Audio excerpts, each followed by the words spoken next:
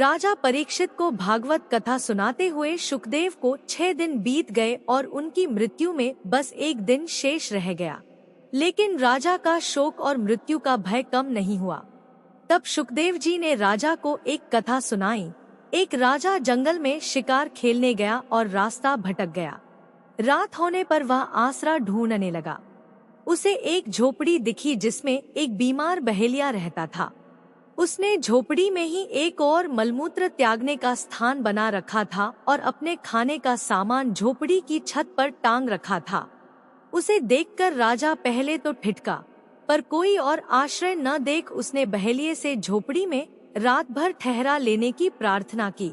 बहेलिया बोला, मैं राहगीरों को अक्सर ठहराता रहा हूँ, लेकिन दूसरे दिन जाते समय वे झोपड़ी छोड़ना ही नहीं चाहते, इसलिए आपको नहीं ठहरा सकता। राजा ने उसे वचन दिया कि वह ऐसा नहीं करेगा। सुबह उठते उठते उस झोपड़ी की गंध में राजा ऐसा रचबस गया कि वहीं रहने की बात सोचने लगा।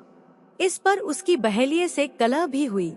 वह झोपड़ी छोड़ने में भारी कष्ट और शोक का अनुभव करने लगा।